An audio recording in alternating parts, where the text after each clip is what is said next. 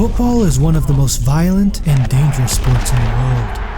There is no justifiable reason whatsoever that any child under the age of 18 should continue to play these games. A sport that contains the most powerful and gifted athletes on earth.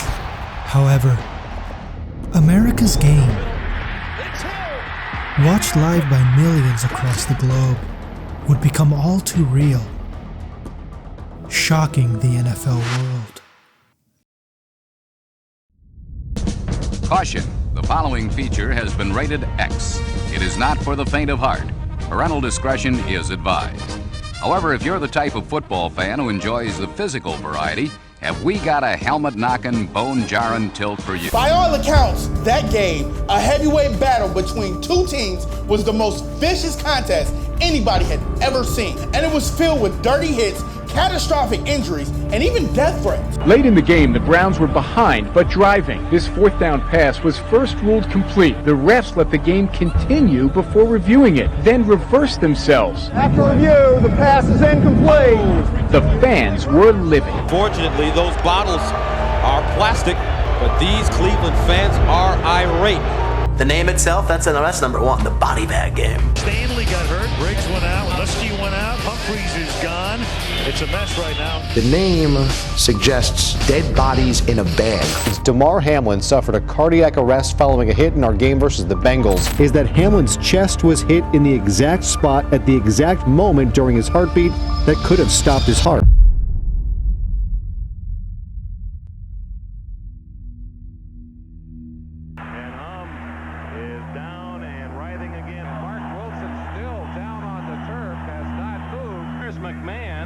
And we have no word yet, but boy, he is really hurting. Well,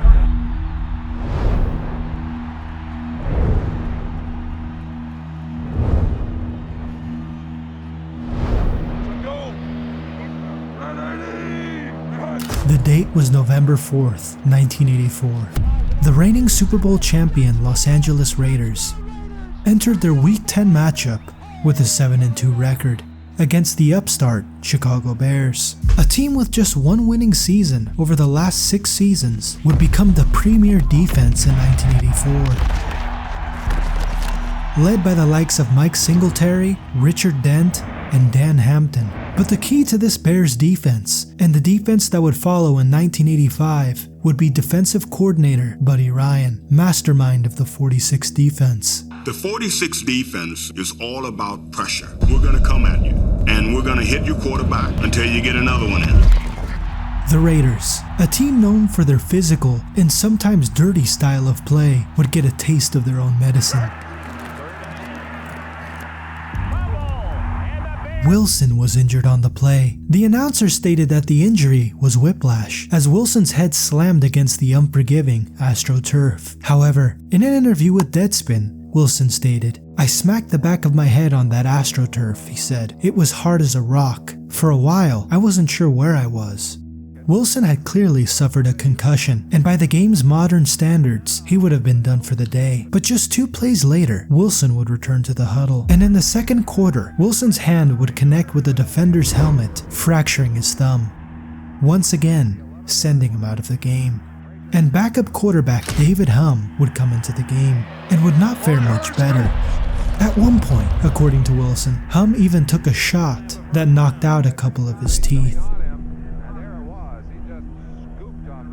Soon after returning to the huddle, Humm would receive a hit that would not only force him out of the game, but would end his career. The Raiders had lost both starting quarterbacks, leaving only one option, punter Ray Guy.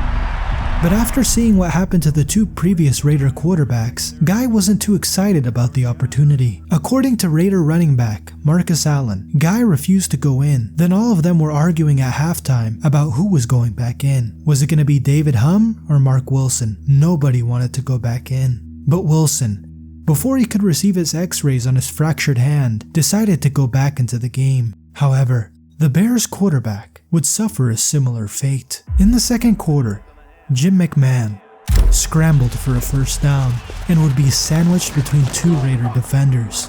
McMahon got up and everything seemed to be fine, but something wasn't quite right. and McMahon began to experience discomfort that gradually became more intense. Teammates told McMahon to leave the game, but he refused. McMahon began to suspect that something was terribly wrong during halftime. McMahon had trouble breathing. Concerned about him, his agent came to visit him in the locker room. I was in the stands, and I met him in the locker room. He was pure blood, and he was in intense pain. He was in agony. The hit McMahon had sustained in the second quarter had lacerated his kidney, but undeterred, McMahon would attempt to re-enter the game at the start of the third quarter, but would not last more than a few plays. McMahon would spend the next 10 days at a hospital and would miss the rest of the season. I've had my knees, my shoulders, my ribs, and everything else blown up, but I never felt anything like that in my whole life.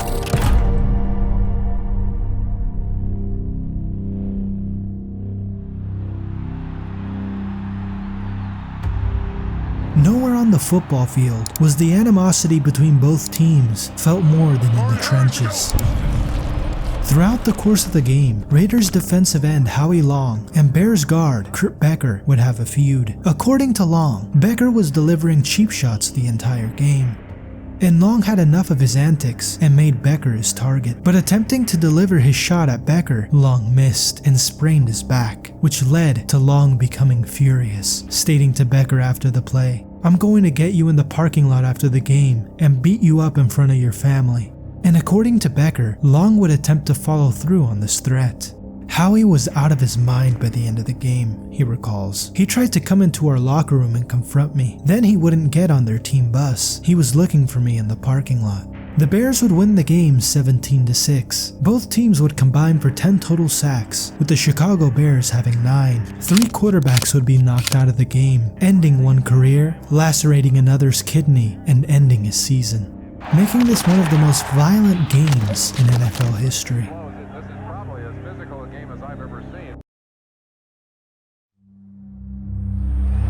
And it's getting ugly here in Cleveland. Fans got to stop throwing crap. We just saw a guy get hit in the head and he's down, split his head wide open. People are getting hurt. Yesterday, the dog pound turned positively rabid.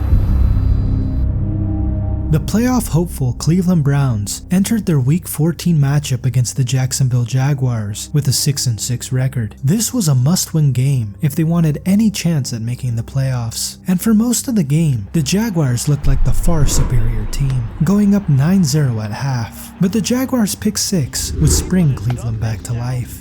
Nearing the end of regulation, the game stood at 15-10, with the Browns trailing. Couch and the Cleveland offense would get the ball with just under 3 minutes left in the game. Couch had maneuvered his team into the red zone. It was now a 4th and 2, and a completion was needed to keep the drive and their playoff hopes alive.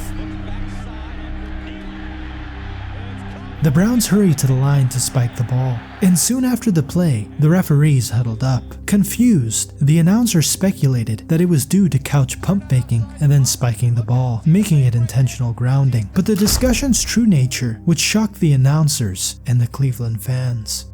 Upon review, the receiver could be clearly seen losing control of the football as he hit the turf. But the question of whether Morgan maintained possession during the catch was inconsequential, as NFL rules state that a play cannot be reviewed once another play has commenced. Announcers stated that there was some sort of malfunction as replay officials tried to notify referees prior to the spike by Tim Couch. Head referee McCauley told the crowd that the review signal had come before the snap on the spike play, although audio and video evidence provided by CBS seemed to refute this claim.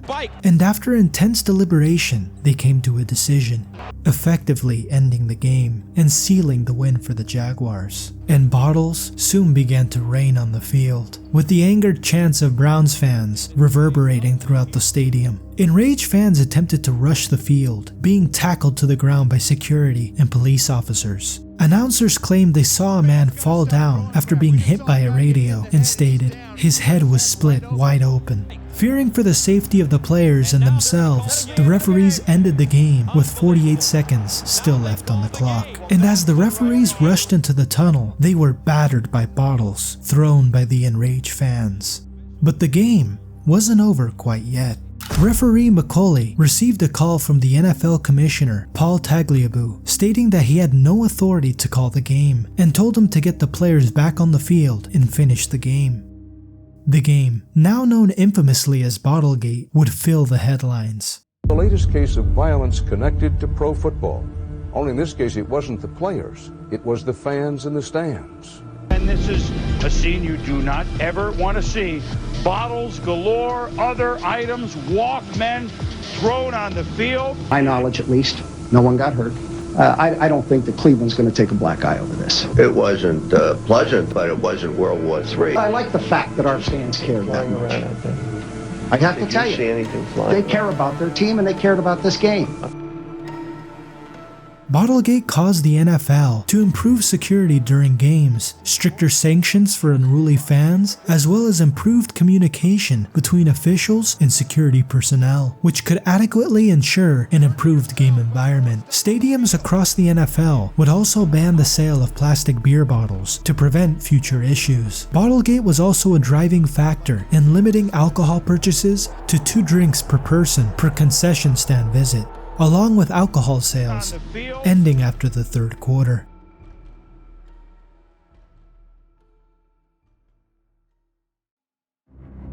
Dead bodies in a bag. Stanley got hurt, Briggs went out, Lusky went out, Humphreys is gone. One by one, just knocking these guys out. It's an appropriate nickname for that game.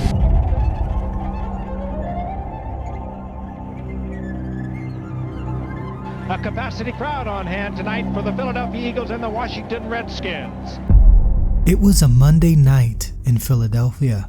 Joe Gibbs' Redskins had gotten off to a solid 5-3 start, despite an injury to quarterback Mark Rypien, and beat the Eagles in the first encounter in a low-scoring 13-7 win at their home stadium.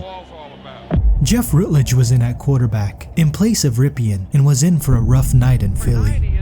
Buddy Ryan was the head coach of the Eagles at the time, and their iconic gangrene defense was just beginning its dominance in the early 90s. They didn't hit their finest form until the 1991 and 92 seasons, but the Monday night game against the Redskins offered a preview of what was to come. Led by Reggie White, the Philadelphia Eagles would quickly get to work in beating up their unwelcome visitors. Kick returner Walter Stanley tried to leap out of the way of numerous incoming tacklers, only to get his legs caught up, and he was twisted awkwardly on his way down. He was ruled out with a knee sprain, and that would be the first of several injury woes for the Redskins on that nightmare evening. Stanley was taken into the locker room on the back of a cart that would be required on several more occasions throughout the game. Cornerback William Frizzle put the Eagles on the board first with a pick 6, picking off an errant throw after a low hit on the quarterback, resulting in a pick 6. The Philly fans were deafening, and things were quickly getting uncomfortable for Joe Gibbs' team. Rutledge was starting to take a pounding. Eagles outside linebacker Jesse Small got a clean lick on him from the blind side, putting his full force through the back of the Redskins quarterback and sending him ricocheting into traffic on the opposite side. Reggie White then buried him near his own goal line while steaming through untouched, and it was almost impossible for the Redskins to move the football under pressure. It wasn't just the defense laying hits either. Linebacker Greg Minuski was left in a heap and had to be lifted off the field with a knee sprain following an intense collision with the Eagles' run game, and he too was eventually carted into the locker room. Buddy Ryan was sending everything at Jeff Rutledge. Jesse Small got a clean look on him again in the 3rd, and the offensive line failed to pick up on a safety blitz from Wes Hopkins, who flew through the line untouched and crushed Rutledge. The ball flew out of his hands only to be scooped up by Clyde Simmons for the 2nd defensive score, giving the Eagles a 21-7 lead. At this point, Jeff Rutledge was done. He was beaten up, battered, bloodied, and bruised, and the Redskins had to turn to their reserve quarterback, Stan Humphreys, who would suffer a similar fate. Not long after coming into the game, Humphreys crumbled under yet more Eagles pressure. One of just few pass attempts the team managed to get off that day was batted in the air and collected by Reggie White, who rumbled deep into Redskins territory before being pulled down. Unbelievably, Humphreys got wiped wiped out of the game, suffering a knee injury that ended his night. He had tried to scramble forward into a sea of Kelly Green pressure and got twisted up awkwardly as he went down. Writhing in pain, the cart was out again, and all they had left at quarterback was rookie running back Brian Mitchell. Wide receiver Joe Howard took a brutal hit on a punt return that resulted in an apparent concussion, and after receiving treatment on the field for a matter of minutes, he was eventually rolled off the field on a stretcher. Of all the injuries the Redskins dealt with that night, Howard's might have been the scariest. He was tripped by an ankle tackle, and Eagles linebacker Britt Hager had launched and delivered a helmet-to-helmet hit, sending Howard to the turf. Joe Gibbs later said of the game, "We not only lost the game, but we got a lot of people hurt. I don't think I've ever been involved in a game where so many players went down. It seemed like every play." The Redskins lost 6 players to catastrophic injuries that night, including 2 quarterbacks. It was a wildly intimidating atmosphere, with both the Eagles crowd and the team in their very finest form, and the Redskins paid the price. The game got its name from safety William Frizzle, who was heard turning to the Washington sideline and jeering, "You need any more body bags?" Defensive tackle for the Eagles Mike Golick would state, "When we're playing like that, we're scary. You could see it in their eyes, the way we were dominating them." It was as good of a statement from Buddy Ryan and his defense as you will ever see, and they only built further upon that momentum in the 2 seasons that followed.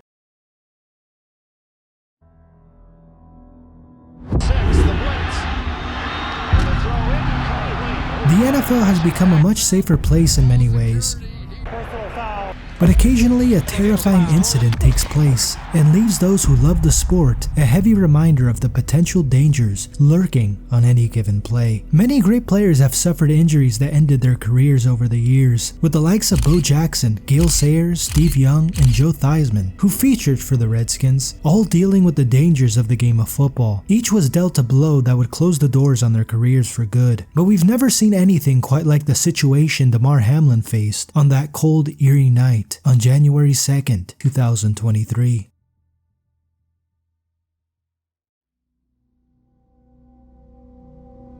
Well, you can see that the ambulance is out there on the field, intensely working on Damar Hamlin. There wasn't a game in the 2022 NFL season that had received more hype than the Buffalo Bills matchup with the Cincinnati Bengals in Week 17. The 2 AFC sides were both tilted as Super Bowl contenders, with Josh Allen's Bills going into the game with a 12-3 record, and Joe Burrow and the Bengals standing at 11-4, hosting the Bills with serious playoff implications on both sides. This game had all the markings of an all-time classic. The Bengals hosted and held a 7-3 lead midway through the first quarter, before one of the scariest moments in NFL history sent the evening into a feeling of terror. The game itself between the Bills and Bengals had been a highly anticipated Monday Night Football matchup, but it quickly became meaningless once Hamlin was on the ground. Another Bills player is down. Bengals wide receiver T. Higgins had caught a ball on the left side and collided with Bills safety Damar Hamlin, and on what seemed like a typical bang-bang play that you'd see 25 times a night during an NFL game. However, this one was different. As Damar Hamlin stood up from the tackle, he froze and fell flat on his back on the field, prompting his teammates and those around him to quickly beckon for help. Another Bills player is down. Tell exactly who that is. Maybe Hamlin. The stadium fell silent. The hour that followed was about to be the most frightening hour in NFL history. The broadcast cut away from the game, with commentary team Joe Buck and Troy Aikman doing their best to cover what was clearly a very serious incident on the field. Welcome back to Cincinnati, where medical personnel have been working on Bills safety Damar Hamlin for the last 9 minutes. Hamlin made a hit.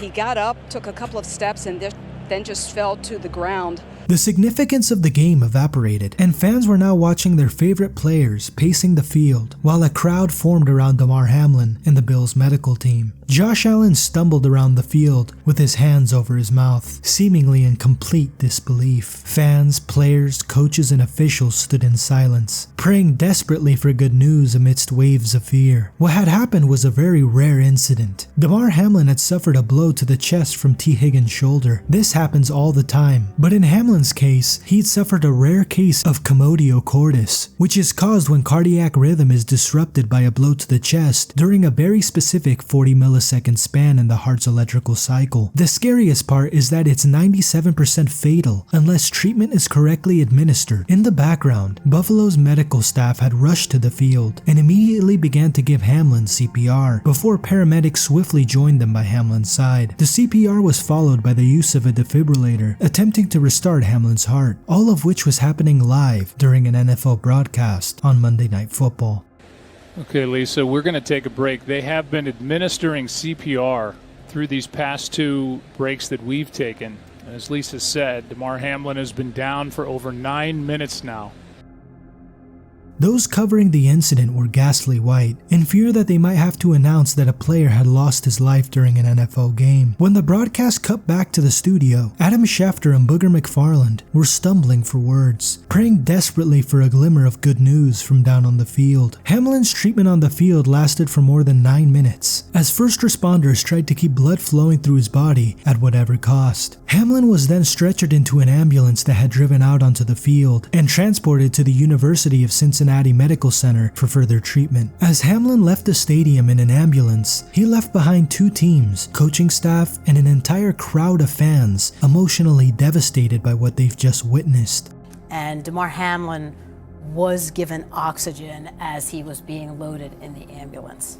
Them frantically administering CPR to this 24-year-old safety. Bills players were consoling each other, still dressed for a football game that now seemed a trivial afterthought considering the nightmare that they just endured. Josh Allen and Joe Burrow stood together, helpless, and many believed the game should be called off. The broadcast went on for an hour with no news on Hamlin's condition. The fear that Hamlin might die was ever present. Eventually, after a discussion between Bengals coach Zach Taylor and Bills coach Sean McDermott, the game was called off, with McDermott believing the most important thing at that moment was to get to the hospital to be with his player. Those watching went from enjoying a Monday night thriller to fearing for a man's life.